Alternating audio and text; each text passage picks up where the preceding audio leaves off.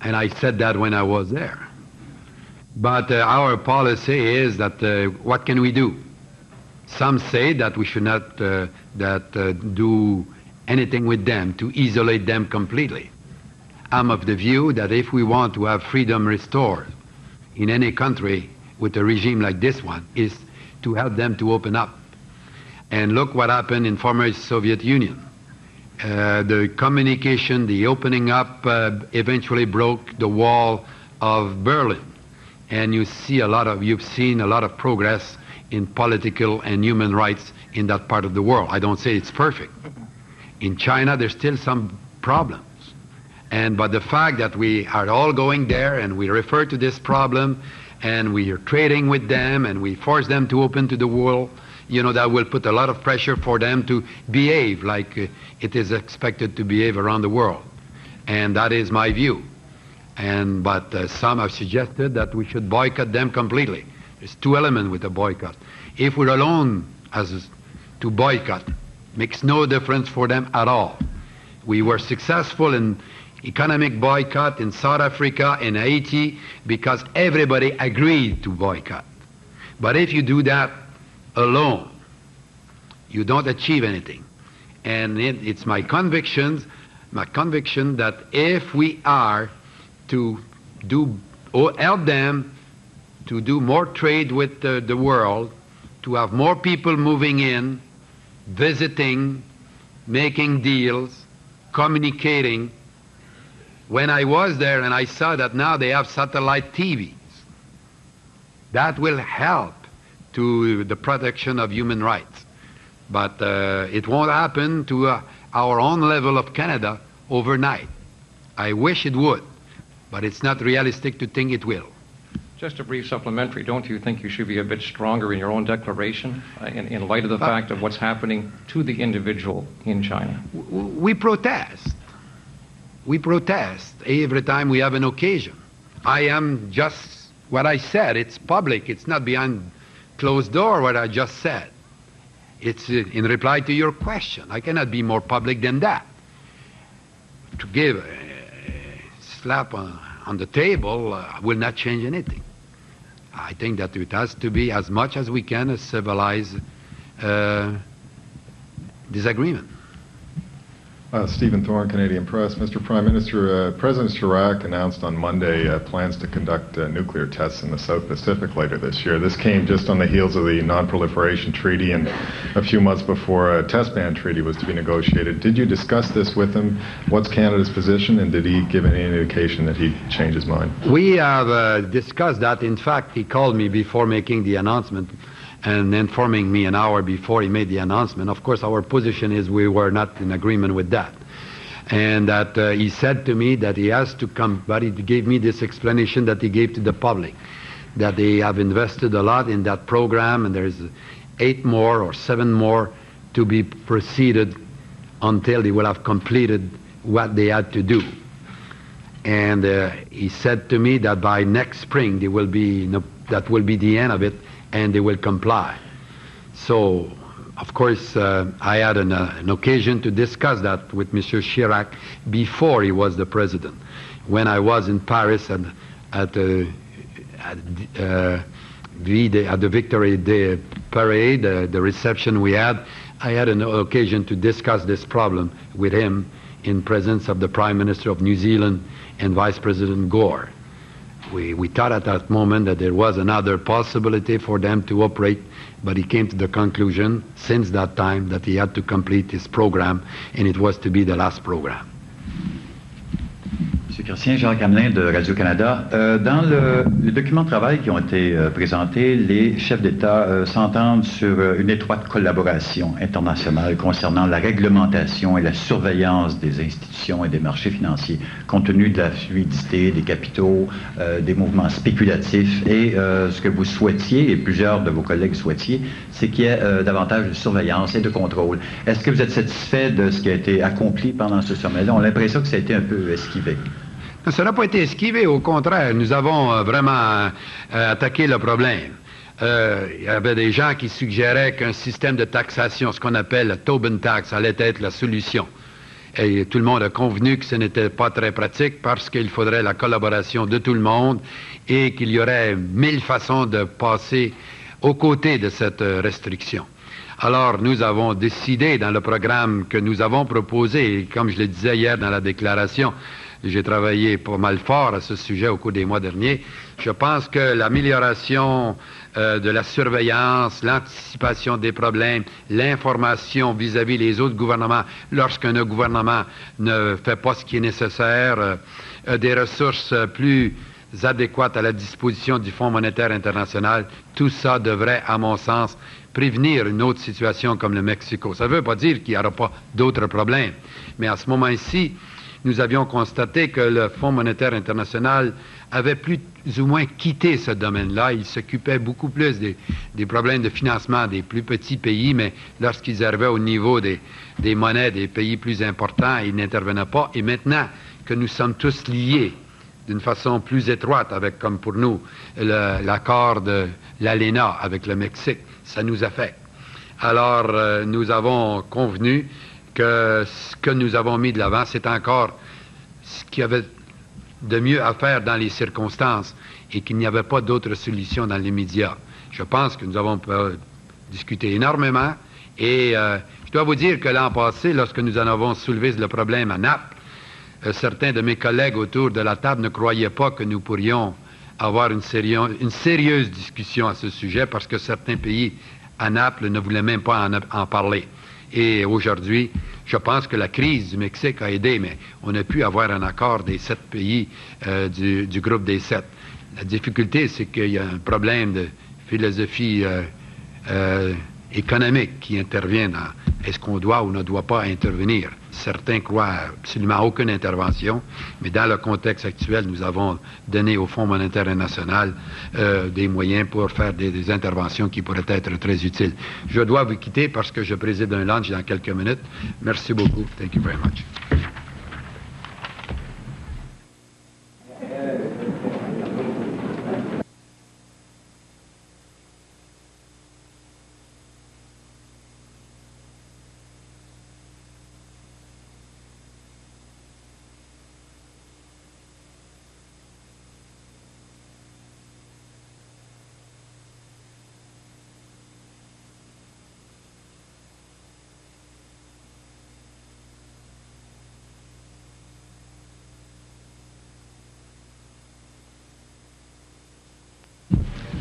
Bonjour mesdames, messieurs.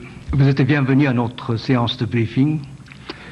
Ce serait ma dernière séance aujourd'hui. So, just considering the benefit of those people who are here, let me do my briefing session in English. Of course, if you're interested in using French, I'm quite happy to respond to you.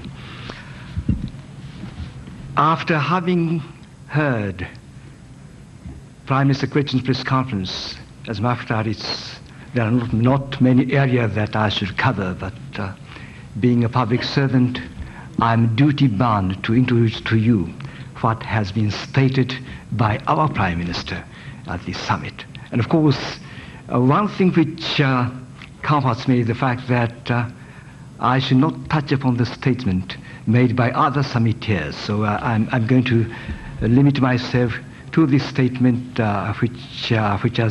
which has been actually made by the Prime Minister. I just got in deep briefing directly from the sources.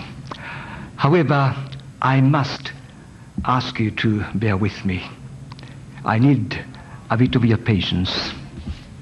Having said this, Prime Minister touched upon 5 areas: nuclear safety summit, United Nations, North Korea, nuclear disarmament, conventional arms.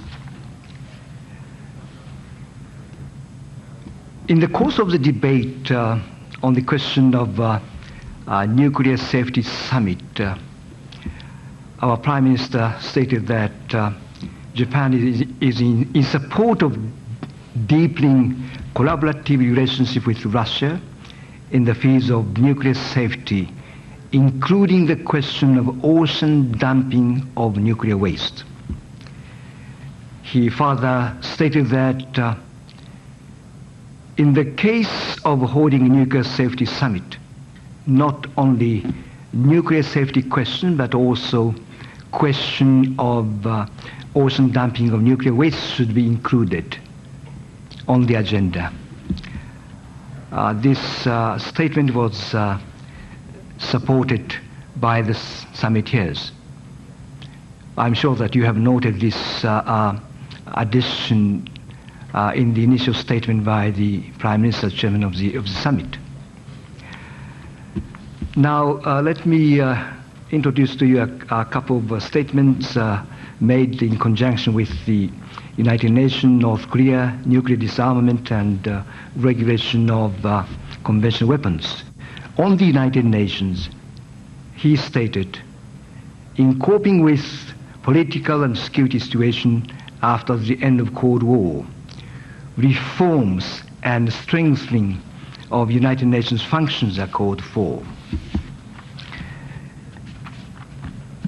With respect to the United Nations activities such as PKO, he reaffirmed the importance of the summit country to carry out financial responsibilities.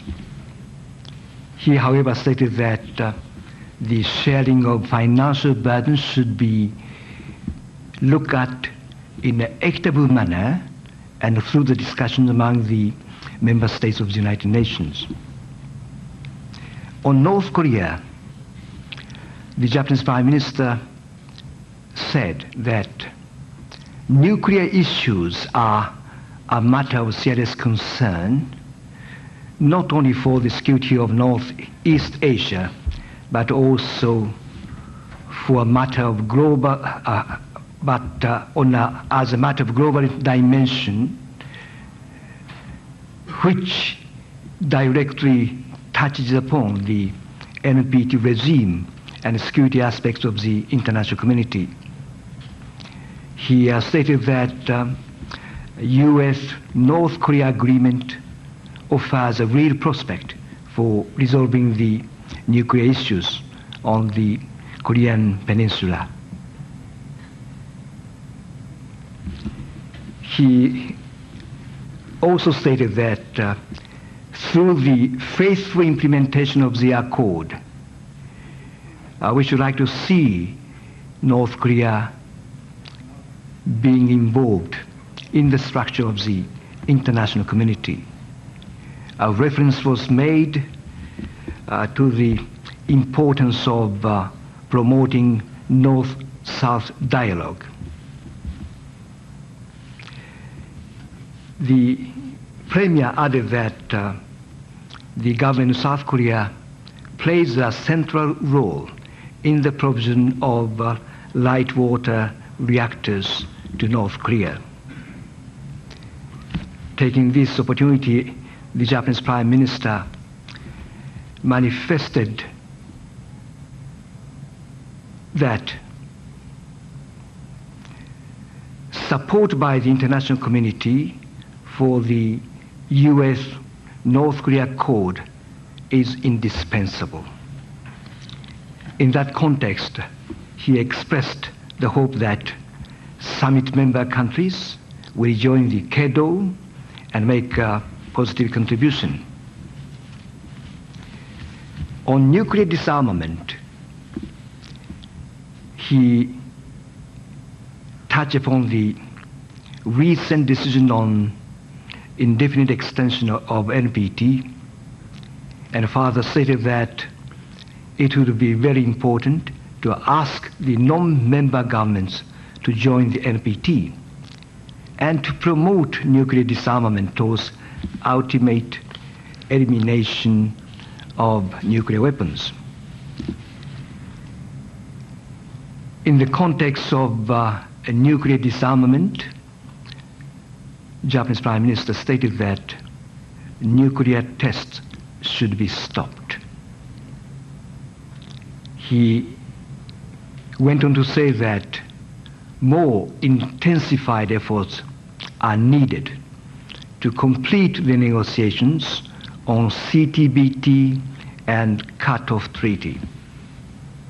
Finally, on conventional arms, he pointed out the fact that transfer of arms is found to be attributable to the cause for enlarging regional conflicts and civil wars. He stated that ample attention should be paid for the restraint in the transfer of conventional arms. He also said that it is necessary to strengthen military multilateral controls over anti-personnel landmines and their elimination. He expressed the hope that he would like to see a successful meeting, international meeting on these subjects, which is expected to be held in July this year. Well, ladies and gentlemen, before your patience is running out, I should like to give you the floor. Yes, please. About the Nuclear Safety Summit, it was my impression, at least from Mr. Chirac, that this was actually going to be a heads of government summit. Will Mr. Murayama attend such a summit? Well, of course, my understanding is that the details are to be worked out on the timing and on the agenda for this summit. But of course, when the summit takes place, the heads of government and state are expected to take part.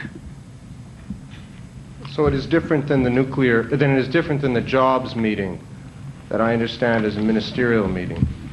Precisely, yes. My understanding, of course, is that this is going to be a summit. In other words, a summit which will be attended by the heads of government and state. Can you tell me when is the last time a Japanese Prime Minister has visited Moscow? Many, many years ago. I just can't remember exactly when the last visit was made. But of course, if you're interested in learning the relationship, I shall be back with you because the gentleman is asking for the floor. Thank you. Mr. Chirac has said that the French delegation did not raise at all the issue of French nuclear testing in the South Pacific, and many countries in the region were hoping and expecting that Japan would raise it as the only country from that part of the world that had expressed quite a bit of anger before this summit. Is there any reason why the Japanese did not follow through by raising this? I think you are asking me a very, very sensitive question. So I think I do my best to answer you very sensibly. Well, as I said in the initial presentation of remarks made by the Prime Minister and dealing with the statement on nuclear disarmament, I said, I quote, "Nuclear tests should be stopped." This is a very succinct expression used by the Japanese Prime Minister. But you know, in the summit environment, the summiteers are so well aware of the point made by the Japanese Prime Minister.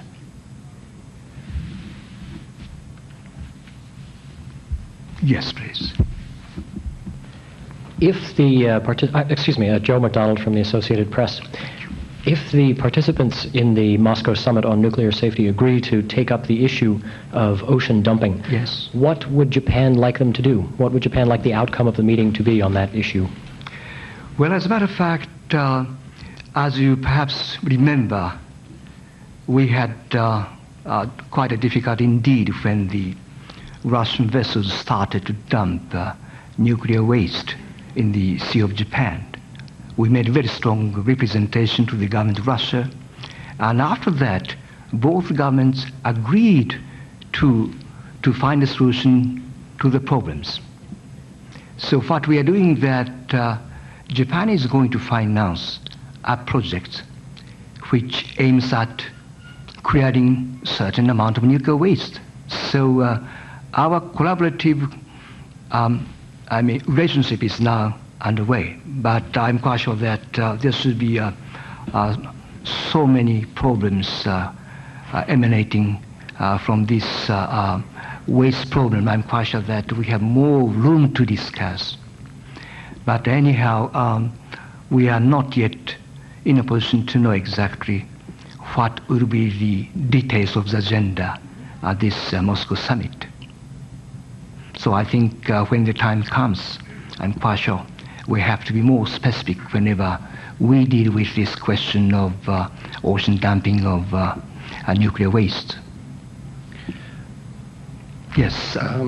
Sorry, perhaps you could be back to me again. Yes. We understand there was quite a lot of discussion during the summit about rebasing or reviewing the basis for IDA financing.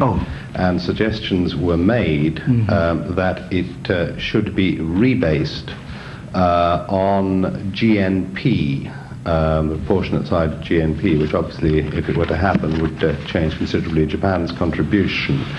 Could you tell us, please, what is the view of the Japanese government towards this issue? Well, this time again, I'm going to disappoint you because I'm not really aware of the detailed discussion on that. So I must admit to say that I can't possibly answer your question, because without having precise, information, I rather hate to answer this side of the question. But after all, when it comes to the question of financing, I should be very, very careful. Yes.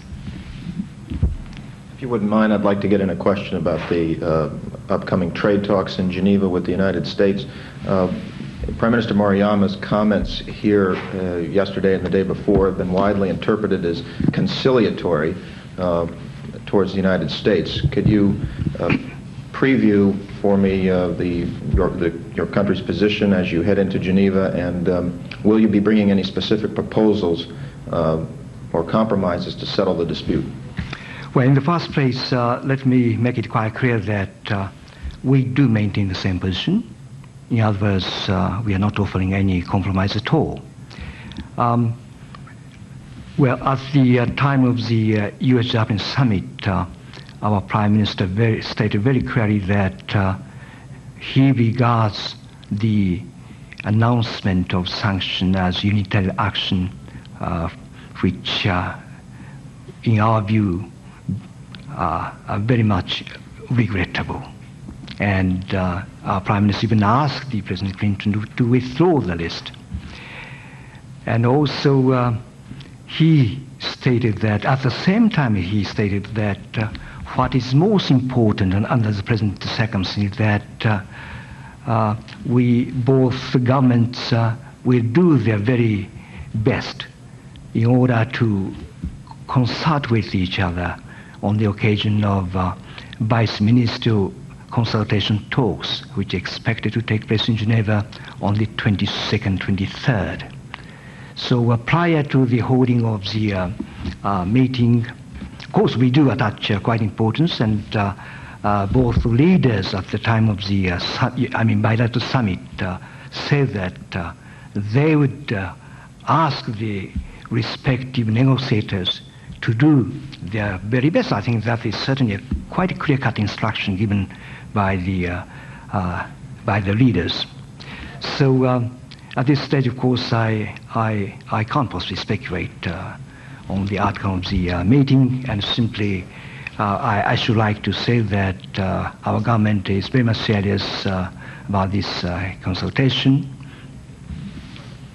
Then the interpretations that the Prime Minister was being conciliatory were incorrect and misinterpreted?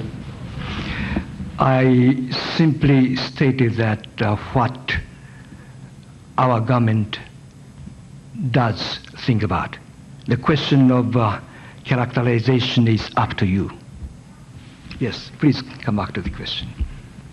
Joe McDonald from the Associated Press. Another car question.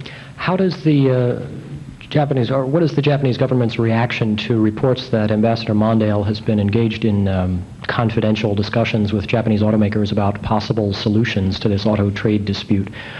For instance, deciding on a certain percentage of American-made content in cars, or some other way to get around this dispute? Well, I'm not really well informed of the latest demands being made by the Ambassador of the United States, who is very much respected, but under the normal friendly circumstances, of course, nowadays, well, the modern times do require that ambassadors should be very active, even in the promotion of commercial interaction. In that context, I'm quite sure that he's doing a job. Yes. Question. The United States, I believe, is proposing that, separate from and regardless of the outcome of the vice ministerial meeting in Geneva, that there should be, before the 28th of June, a meeting between Mr. Hashimoto and Mr. Cantor. Could you tell us whether the Japanese side have accepted that proposal, and whether a date has yet been fixed, and any further details you have? Well, I'm rather aware of the speculative reporting elsewhere, but officially I do not have any information which will authorize me to confirm this sort of a thing. We are now thinking about the coming consultation on the 22nd, 23rd. Yes, Michael Bergsman with Inside U.S. Trade. The President and the Prime Minister announced that the trade framework would be continued. Can you give us any details about how long it would be continued for, and what would be, assuming that the autos gets resolved, what other issues would be discussed under the framework in the future? Well, I do not know exactly for how many years this agreement has been extended, but the point is that this agreed frame agreement is composed of three elements. One is macroeconomic adjustment. Second is sectorial negotiations. And speaking of the sectorial negotiations in particular, we have dealt with so many problems. For instance, we found resolution to the, government procurement, insurance, financial matters, even flat glass. The only remaining issues, of course, as you are so much aware of it, automobiles and auto parts. And third pillar of this framework agreement, which does not draw good attention from our friends from the media world. This is global negotiation. We have already undertaken 20 projects which will require extensive global negotiation, global cooperation between the United States and Japanese governments. For instance, under this heading, we deal with the role of women in development, and this is a joint project to be undertaken. In other words, as you may see, global engagement does require the extension of this agreement framework. So that's why I'm quite sure that basically there was such a good agreement on that. But just to follow up, does that mean that we shouldn't expect any more sectoral areas to be discussed under the framework? Well, at the present moment, I have nothing definite to say. We have to find a solution to the actual dispute. The first thing that we have to do. Yes, please. Sir, although this isn't mentioned in the chairman's statement, one aspect of UN reform is expansion of the Security Council, perhaps to, at a minimum, including Japan and Germany on the council. There doesn't seem to have been much progress in that regard made at the United Nations in the past year. Is Japan still working behind the scenes, negotiating, trying to get a place on the Security Council? Well, that's quite an interesting question. But mind you that we are not really working behind the scenes. After all, the United Nations General Assembly resolution has established a working group in which the Japanese delegation is actively taking part. But I will say that yes, there's naturally a commonly held view among the members of the United Nations that the Security Council should be enlarged. But of course, we are still encountering a number of difficulties. For instance, the scope of enlargement, the question of veto power, for instance. But this year is marking the 50 years anniversary of the founding of the United Nations organizations. So among the summiteers, there's a consensus, you noted it, that we should redouble our efforts to stimulate this discussion process. Thank you, sir. Yes. I hope you are not going to ask in Japanese. Oh, I should reply and I guess ask in English. In regard to the Super 301 and the Japanese statement that that is an American domestic law and therefore the 28th is, I guess, not a real deadline per se. Do you have any further comments on that? Well, yes, I can make a comment on that.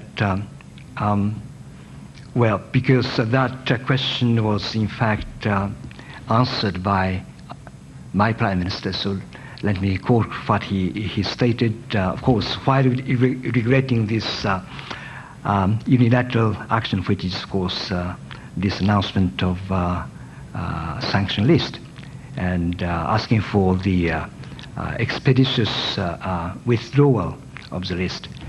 Then our Prime Minister said the question of deadline, which is falling on the 28th, is a matter of domestic law of the United States. Therefore, we are not relevant to that. In other words, of course, now we have initiated consultation in Geneva, and even on the 22nd, 23rd, we are holding two types of consultation. One is under the WTO rules and regulations, and of course, the actual imposition of sanctions.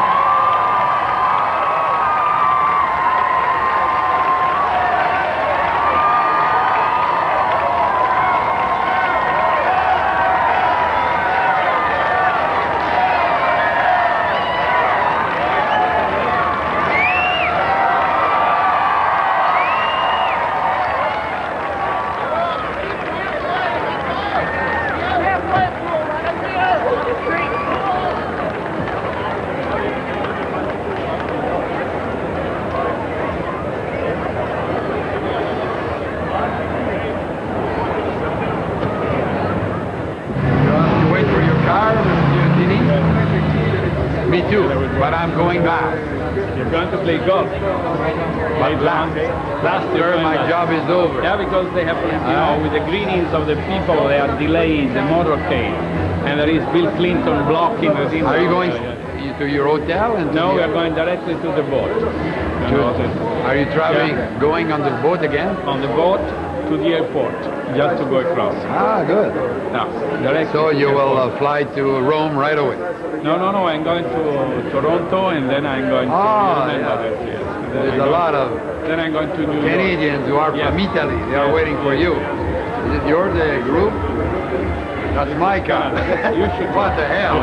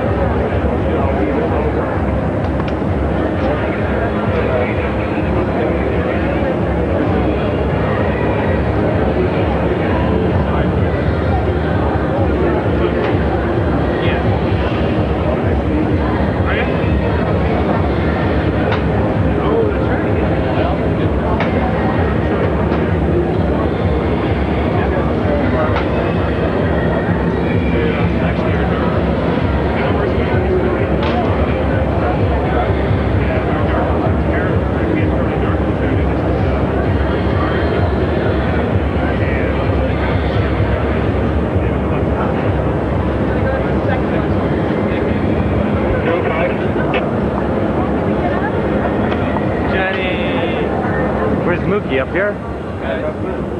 Straight down. Don't let us through.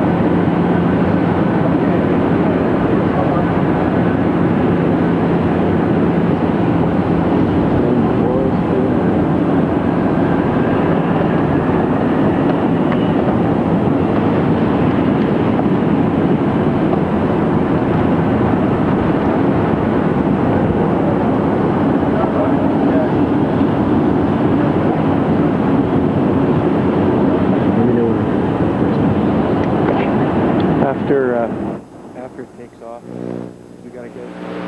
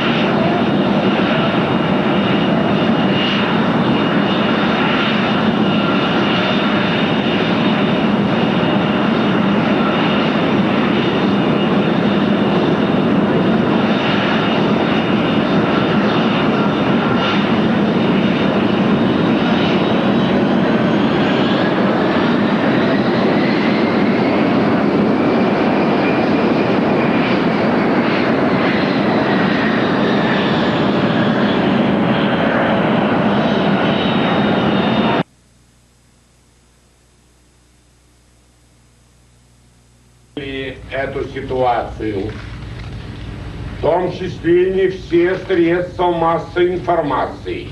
Но я очень рад, что меня понял мой друг Билл Клинтон. Well, not all in the world understood this situation correctly, and perhaps not all of the mass media understood correctly. But I'm very glad that my friend Bill understood me correctly. И хотя Конгресс на него нажимал, он тем не менее отстаивал свою позицию. And nonetheless, he always defended his position, no matter what happened. Я должен сказать, сегодня наша Государственная Дума приняла решение президенту вернуться и поехать в Буденновское. I have to say that our State Duma, as a matter of fact, today has made the decision to have the president go back, come back home, and make a visit to Budyannovsk.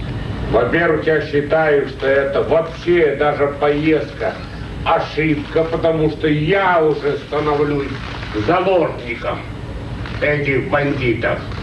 I think я становлюсь заложником. This is a bad mistake, a bad move on their part, because now I myself become a hostage to these very same bandits by having to go back there. А во-вторых, когда я вчера рассказал членам «семерки» и сегодня еще подтвердил, что эти бандиты делают, так у всех уже мнение изменилось, что так с ними надо и поступать, потому что это оголтелые бандиты, понимаешь, с черными повязками. And moreover, I have to say that after my discussion yesterday, and I once again reiterated that today to our partners in the G7, and told them what kind of people we're dealing with, what kind of horrible criminals with black bands on their foreheads, they now much better understand that this is really the only way that we can deal with these criminal elements. They really now understand much more. Уважаемые журналисты, у нас с Биллом Клинтоном накопилось много вопросов, которые мы должны обязательно сегодня обсудить. Это касается, так сказать, конечно, мировых проблем, не каких-то внутренних российских или внутренних американских. Нет, это глобальных проблем. Поэтому спасибо вам и до свидания. Dear journalists, Bill and I have accumulated a whole host of very important issues, global issues, not some internal Russian disputes and issues or internal American problems. These are really serious, overwhelming global issues. And therefore I say we've got to go. Thank you and goodbye. President, do you agree with what he said about your position? Well, let me tell you what my position is. Я скажу вам следующее. First of all, it is true that the United States has always said that Chechnya was a part of Russia. Прежде всего, я хотел бы сказать действительно так. Соединенные Штаты всегда заявляли, что Чечня является частью России. And was ultimately a problem that had to be resolved by the people of your nation, consistent with your constitution and laws. И, соответственно, эта проблема должна быть, была решена вашим собственным народом в соответствии с вашей конституцией и вашими законами. It is also true that we believe that terrorism everywhere is wrong, that terrorism in the Middle East is wrong, that people blowing up our federal building in Oklahoma City is wrong, and people taking over a hospital in your country and killing innocent civilians is wrong and has to be resisted strongly. Совершенно очевидно также, что терроризм плох повсюду, будь то на Ближнем Востоке, будь то в Оклахома-Сити, где взрывают наши федеральные здания, будь то у вас, где у вас захватывают госпиталь и убивают людей. И поэтому с ним необходимо бороться. But I also subscribe to the position taken by the G7 that sooner or later better sooner than later. The cycle of violence has to be broken. And ultimately, in any democracy, there has to be a political solution to people's differences. And so that is what we have urged. President Yeltsin and I have had several conversations about this. When I was in Moscow, I said that I understood it was a terribly difficult situation for Russia, but that the United States believed that ultimately, in any democracy, all decisions were finally resolved in a political manner, in a way that would permit the cycle of violence to be broken. So that is our position. It is still our position, and we hope that it will become more possible now. But nothing can justify this outrageous act at your hospital and innocent people being killed. It's just wrong. Но я уже подчеркивал на встрече группы «семерки», и я уже говорил, что чем скорее этот порочный круг будет разорван, тем лучше. И вполне естественно, что наилучшее решение этому это политическое решение. Я говорил об этом здесь, говорил об этом и в Москве, когда мы встречались с президентом Ельциным, и уже указывал, что в любой демократической стране, в любой демократии необходимо изыскивать политическое решение таких вопросов. Однако ничто не может оправдать такие акты, как захват госпиталя и убийство людей. I want to mention one other issue because it won't be in the headlines, but it's terribly important. Я хотел бы затронуть еще один вопрос. Конечно, он уже будет скоро освещен, но он очень важен. When President Yeltsin and I were together in Moscow for the anniversary of the end of World War II, we talked about the problem of nuclear security. Когда я был в Москве, и мы вместе с президентом Ельциным праздновали 50-ю годовщину победы над фашизмом, мы затронули вопрос ядерной безопасности. And I told him then I thought it was very important that we work closely together on the problem of nuclear security, not just in Russia, but in other countries where this is an issue, and on the problem of nuclear smuggling, because with so many terrorist groups around the world, we don't want small-scale nuclear weapons being added to their already impressive arsenals. И я тогда уже говорил, что чрезвычайно важно рассматривать данный вопрос ядерной безопасности не только применительно к России или к любому другому государству, но и с точки зрения контрабанды малых ядерных устройств. Мы не хотели бы, чтобы это небольшое по размеру оружие добавлялось к огромным арсеналам ядерного оружия. So when he came to this meeting, President Yeltsin suggested that we have a summit next year in Moscow dealing with these issues and involving many countries that have this problem. And I think we all agreed. We think it's a very constructive suggestion, and we believe that together by next year we can make some real progress in making the world more secure from this problem and reducing the likelihood of nuclear smuggling and ultimately the likelihood of these small-scale weapons being used to further the cause of terrorism. So that is one of the positive things that came out of the summit from my point of view, along with the agreement we all made to work together more closely in fighting terrorism, and the agreement we made to try to prevent further Mexican crises and continue to reform the international financial institutions. So from my point of view, this has been a very successful meeting.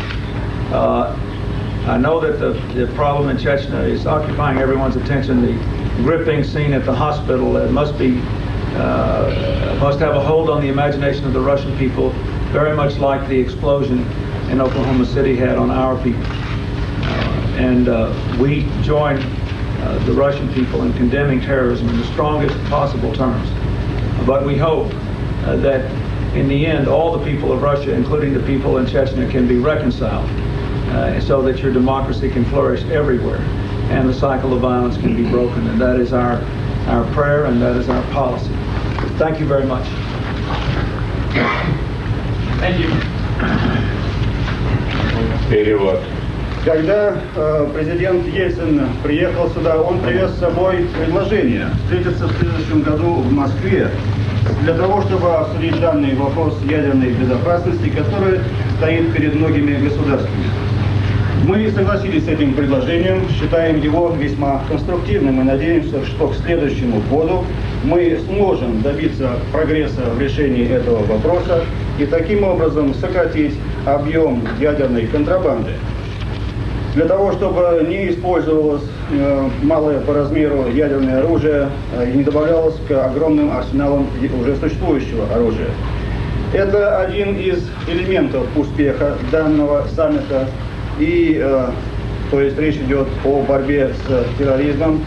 И еще другой элемент успеха данного саммита – это наше решение по предотвращению в будущем таких ситуаций, которые возникали, скажем, в Мексике в экономическом плане.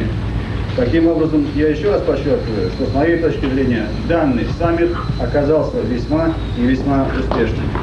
Что касается этого трагического случая в Чечне, когда был захватан госпиталь, когда убивали невинных людей, то я понимаю, что на россиян это оказало такое же воздействие, как и на американцев, когда у нас взорвали наше здание в Оклахома-Сити. Мы осуждаем терроризм в любом его проявлении, но считаем, что российский народ и чеченский народ могут примириться на основе мирного решения. Это остается нашей политикой. Спасибо. Я бы хотел одно предложение для информации. Дудаев в Турцию подал прошение о политической, так сказать, защите. Вот. И... I wanted to add one piece of information for all of you to have is we found out that General Dudayev has asked Turkey to provide him with political protection. И Турция дала согласие о выезде его в Турцию. And Turkey has agreed and given him permission to come and leave his country and come to Turkey. С последующей переправкой в другую страну. Нам безразлично в какую. Лишь бы подальше от России. We don't care where he goes as long as it's far, far away from Russia. Нет, много. That's too much. That's too much. Немного новостей.